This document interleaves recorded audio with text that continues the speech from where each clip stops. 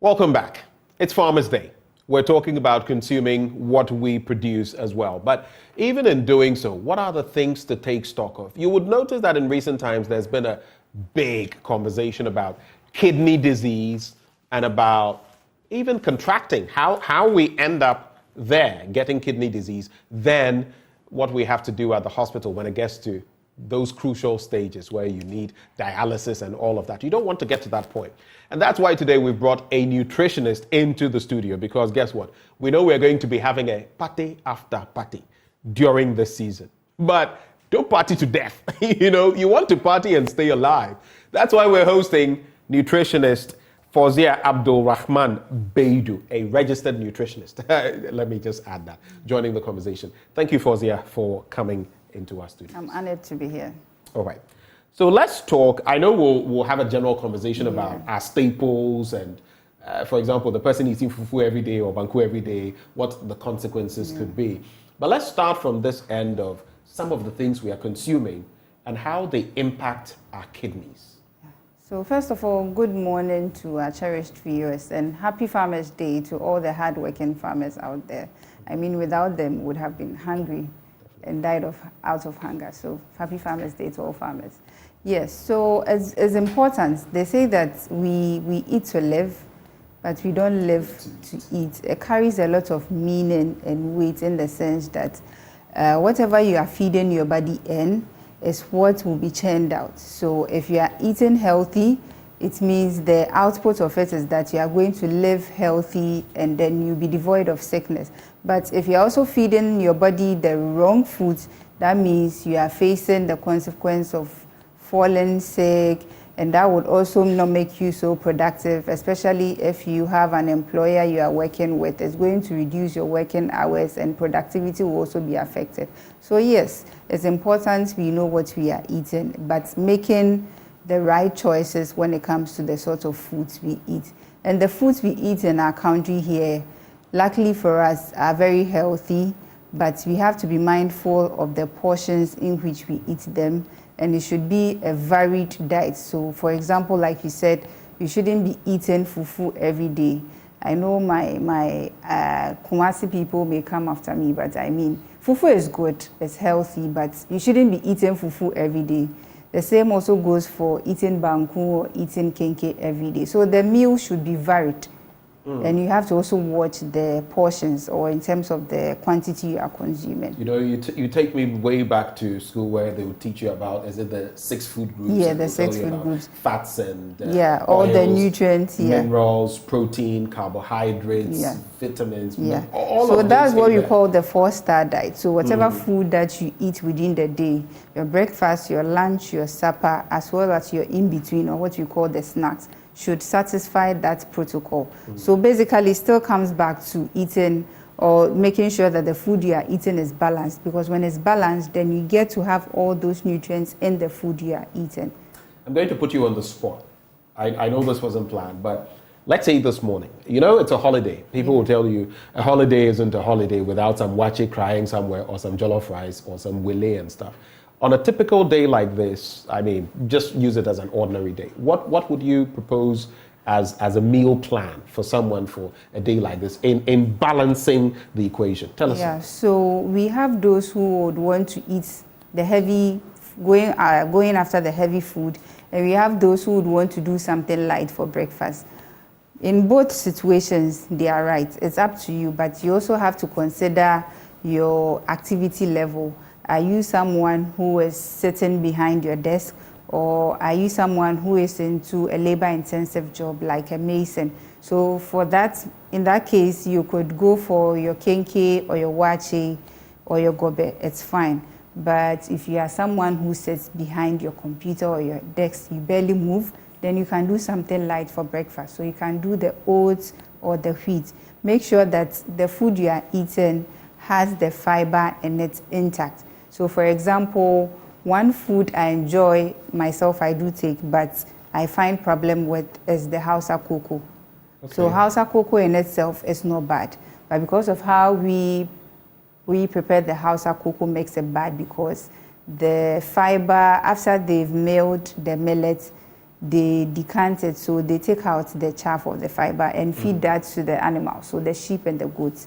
So they are actually eating they're eating the good part. The good part, and we are just taking the refined part of it, which is the carbohydrate. Right. So that is why when you are taking Hausa cocoa, you need to make sure that you pair it with a protein. It has to be balanced. So the combination, when you are taking Hausa cocoa, you can take it with the kose, or what you call the akara, and add a bit of roasted peanuts or granuts.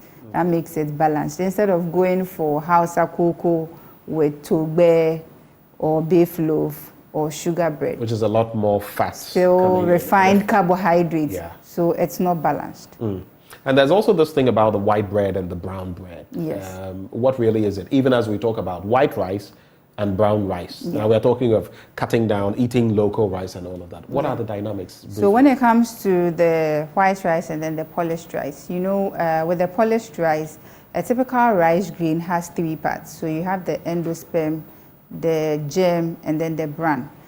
When it comes to the brown rice, all parts of the rice is intact. Okay. Because it's not been processed or polished. But when you take the polished rice, they've taken the bran out. And that's the part that is loaded in the fiber and then the vitamins. So what you are seeing, that's the whitish part of the rice. That's just loaded in carbohydrates.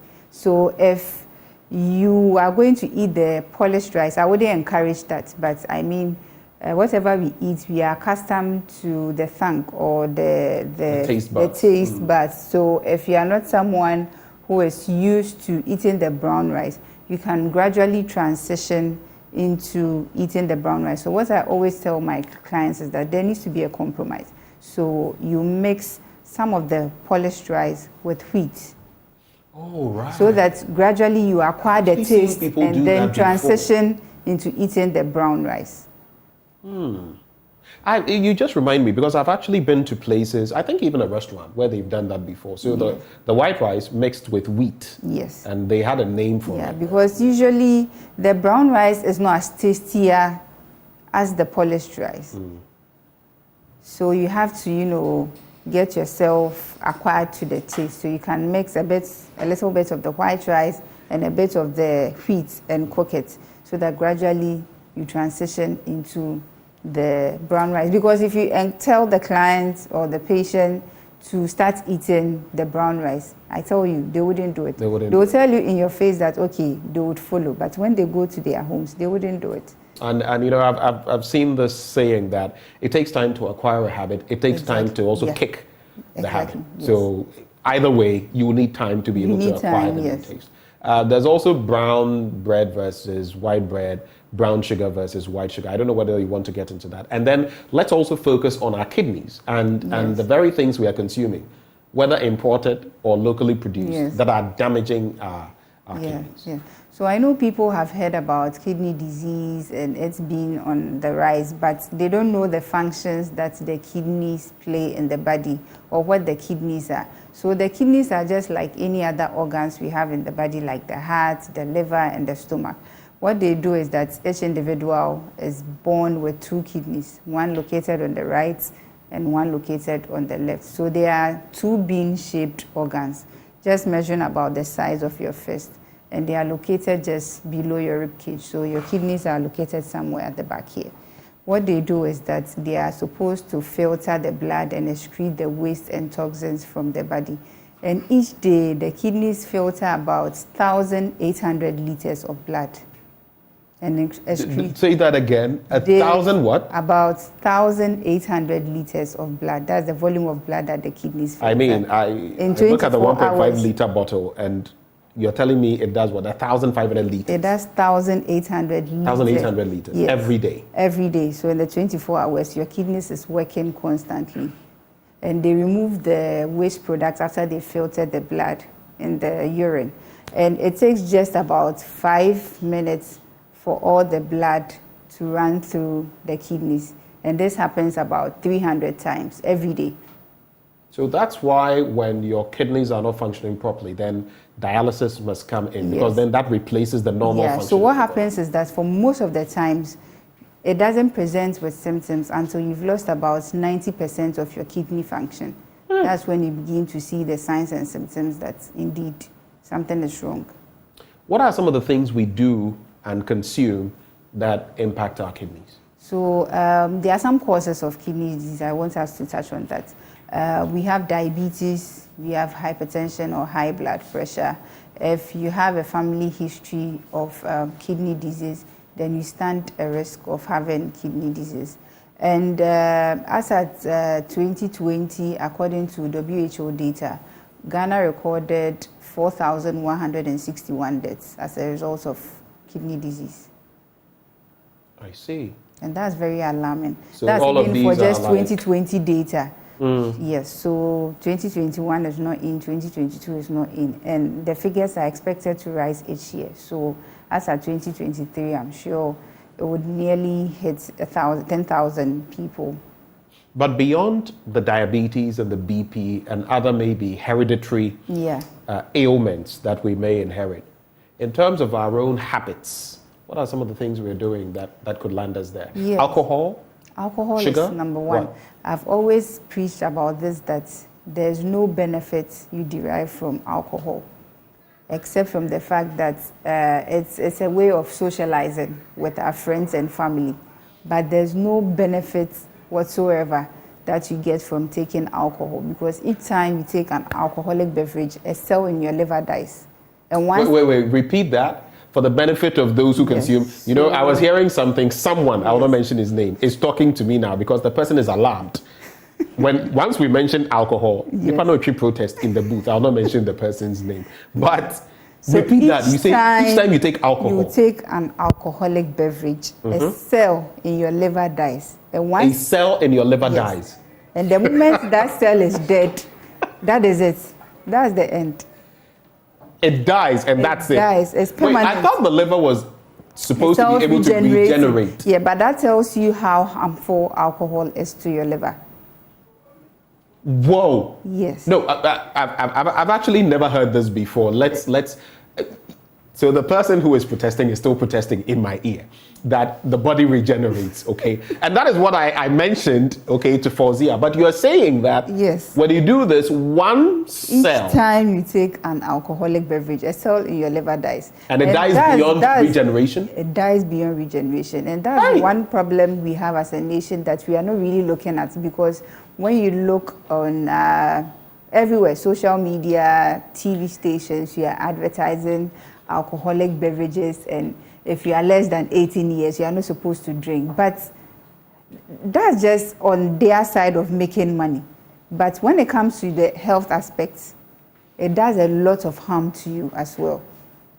So I always tell my clients, even putting aside the fact that I'm a Muslim and Muslims are not encouraged or supposed to drink, beyond that, I tell my clients, even if you are Christians, don't take alcohol. I mean, I am Christian, I don't drink. The worst I would do is some wine at some point. But that is few and far between, because I think even you, the medical people too, would say that at some point you must have a little bit of alcohol within your system. Sometimes it's... The negative implications outweigh the positive effects you get from the alcohol. Although, I mean, I don't drink at all. Although the red wine is made from grapes and it contains some antioxidants called resveratrol, which is good for the heart. But on the downside, the cost of it. So you're saying that even, and I restrict myself, even when I'm going to take wine or any product, I look at something below 5%, maximum 5%. Yes. You're saying that even when I try that, let's say twice in a year, I'm still doing damage to my liver. Yes, you're still doing damage to your liver. Hey, then I know a lot of people who are walking dead though. Yeah. They are walking, but they are dead. They are living dead. Okay, so let me find out from you. Are there any benefits at all? It's like pepper. Some will say, Charlie, it adds, but nothing else. Are there any benefits at all to taking alcohol? Are there any benefits? No. No benefits? There are no benefits. Apart from the antioxidant that I mentioned contained in the red wine. Beyond that, there's no benefit. There's no benefit to alcohol? There's no benefit to alcohol. The association, this one is for you. You know, you yourself, your members know. I'm not saying you too. The registered nutritionist is saying this. I'm not saying it. It's based on research. Right. Yes. So research is backing what I'm saying. That there's no benefit to taking alcohol. The science backs up what you're saying. The science backs up what I'm saying. Chai! I can imagine those who at this point have. Aside from the damage it even does to your liver, it puts you at risk of so many cancers. I don't want to even delve into Please, that. let's delve into them. Delve into them for the sake of. You could be changing lives here. Yes. Apart from the work on your liver, it exposes you to what kinds of cancer? So you have lung cancer, colorectal cancer, stomach cancer, a whole lot of cancers. Throat cancers and the... I'm hearing someone saying, how about the moderate intake? I just said that even I do less than, if it's wine, I don't go above 5%. And she says even that once or twice a year is a problem. I mean, so you're not going to die from not taking alcohol. So... You are not going to die from not taking alcohol. Yeah, so why would you even want to go near alcohol? Hey, then wait. So those who are doing, with all respect, the local gin akpeteshi, and some going above 60%, 70%. That's serious. For that one, when you look at the alcohol percentage, it's far beyond 50, 60, 70%. Those ones are hard liquor. Hey. And they are supposed to be diluted, but some way, somehow, some people take it raw like that, in the raw form. They don't dilute it. So you can imagine the damage you are doing, not just to even your liver, but your kidneys as well. Okay, so there's been a lot of research. I've seen, someone just sent me this as well from the Mayo Clinic, popular on social media.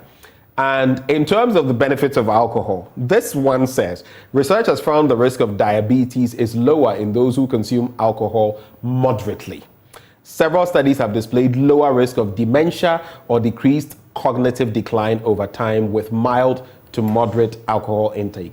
Is this true? It even says moderate alcohol intake can reduce the risk of developing gallstones. Is this true? I have no idea about that. It's just like smoking. The damage smoking also does to your kidneys as well. But with alcohol, it says that if you can't avoid it, then you shouldn't go beyond the limit in a day. So for a man, you shouldn't go beyond 2 drinks. 2 drinks a day. Where 2 drinks are what? What pint size? Is it a bottle? On what kind of alcoholic beverage you are having. Heineken versus Hennessy. So is it a hard liquor? Is it rum? It depends. Is it beer? It depends on the sizes or the volume you are supposed to consume that. And maybe the alcoholic content. Yes. And then for a woman, you shouldn't go beyond a drink. But beyond that, there's no benefit of taking alcohol. This is interesting. Well, the verdict is out there, and it's a good thing is I don't go near this stuff, so I'll just maintain the status quo. But if you do, just ensure that, I mean, I've been a bit jovial about this, but the truth is, if you do, you need to watch your intake, even if you're going to take it at all. I know someone who in recent, and this is me being, I can't mention the person's name, but for a larger chunk of this year, the person has not been so well. It's someone above 50, okay? And this is catching up with him in different, very unpleasant ways. He probably is watching me now. I'm sharing your story to help other people. And the impact, the number of times we've had to go to hospital and others because of, the health implications. Yeah. It's not a joke, and it's related to alcohol in a way. So I feel you from where you're coming. What then do we do to protect our kidneys? Yes, so that's when the diet comes into play. Like I said from the beginning, we are what we eat. In Ghana here, luckily for us, we are blessed with so many staples or food produce or food items. But we need to know how to eat them. So one thing, if you would want to prevent yourself from getting kidney diseases, that you need to limit your intake of sodium, or what we call salt. Okay. Yes, and research has proven that globally we consume more salt than is expected of us per the limits. Okay. Yes, so if you see the spoons I'm holding with me, there's a teaspoon. Right. Yes, and according to WHO, each individual is supposed to consume less than a teaspoon. So this spoon. Less than a teaspoon? There's less than a teaspoon. Daily? Daily. And that's 2,000. This teaspoon of salt is 2,400 milligrams. Okay. Of sodium. I thought we were doing We have not got to sugar. This is salt. Yeah, this is Please, salt. let's raise it Now, properly so that yes. a camera can Yes, so this is a pick it teaspoon. up. You're 1 supposed to teaspoon. consume. That is 5 milliliters. This is 5 grams. 5 grams. Yes, a Okay. teaspoon is 5 grams. Okay, so Of that salt. is it, So right there. consume less than this. So Every that, day. So that means that whatever food you have in the day, your breakfast. So the teaspoon is not teaspoon per meal, teaspoon of salt Per per day. meal, but per day. 5 grams, So that's if you it. put together your breakfast, your lunch, your supper, and if you are the type who has snacks in between, and you are supposed to have snacks, that means your salt consumption should be less than this teaspoon. Naturally, sodium is found in all the foods we eat, but in Right. small amounts. Small amounts. But we get majority of the sodium from the table salt and some of the processed foods. I think I grew up with some very good And habits I from know home Ghanaians because- will not like me for what I'm about to say, Please say it. but it's important. I think we need to find a day as Ghanaians to visit some of the hospitals, especially the dialysis unit, to see what is going on Yeah, there. when you see Before for yourself. you get to appreciate what I'm saying. I'm not saying don't eat these foods, but the salted fishes, so the kobe, the momone, the kako. kako, the tolo beef, and all those things are very high in Preach, salt. preach. And Kobe is not Kobe without the salt. So me saying me saying you shouldn't consume More than more this. than this teaspoon. Now, if you take 1 Kobe, a medium-sized Kobe, you know, with the preparation of Kobe, it's soaked in concentrated brine solution. So if you want to calculate what you call the concentration of the salt in just 1 Kobe, it will be more than this teaspoon, because you can't use just this teaspoon of salt to cure 1 Kobe. 1 Kobe. So it basically means we are, in essence, through our eating habits. So we've not even got to the sugar yet, but salt, Yes. rice, among other things. We're literally killing ourselves slowly. And alcohol, the one people don't want to hear. Alcohol. Yes. Lau? No. So if you are going to eat it for someone who doesn't have any underlying medical condition, consume it in minimal amounts. But if you are someone who has, say, hypertension or diabetes, you shouldn't even go near them, because that's a lot of salt that is used in preparing it. And then one other thing also is the flavor boosters, the artificial flavor boosters, the monosodium glutamate that we use in cooking. And research also has proven that if you are someone who consumes heavy amounts of these monosodium glutamates, it puts you at risk of getting hypertension. So And let I me. know we eat certain foods here in Ghana, you and I know, at night, especially at night. I'm not going to mention names, but we know what I'm referring to. And they add the seasoning to prepare it, Yeah, you know, yeah, try to yeah, cut some, yeah. you know, vegetables, not Yeah. enough vegetables, but those ones are not helping me. Let's quickly do sugar before we wrap. So on the salt bit, one thing I was going to say, a good thing growing up. So when I even cook rice in my boiler, I don't add salt. I cook it Fantastic. without salt. Yes. I try to reduce, unless there are a few things in there that I would use a little water to rinse out, because I want to retain the And even the nutritional salt, value of the you rice. only I don't add the salt to the food whilst you are preparing it on fire. Yeah. So when you are having your meal on the table, you don't have to reach out for the table salt shaker to add the salt. You know, some people, you go to certain chop bars. You're adding more death. Let's add the death. And then you just reach out for the salt shaker, try to sprinkle a bit of the salt. Let's talk sugar before we go. We have about maybe 3 minutes before we go. Let's talk sugar. Yeah. And there I admit, as for the salt, I can push it away. Alcohol, push it away. But when it comes to sugar, I'm somewhat guilty. What is the breakdown in terms So for of the what sugar, we can do and as not do? an adult male, you are not supposed to consume beyond 36 grams 36 of sugar. grams. And that's about 9 teaspoons. 9 teaspoons of sugar. 9 teaspoons of sugar. Okay. So this times 9. This one. Times Is it 9. this one? Yes, this times 9. Oh, yes. 36, Yeah, you said. yeah. Okay. Okay.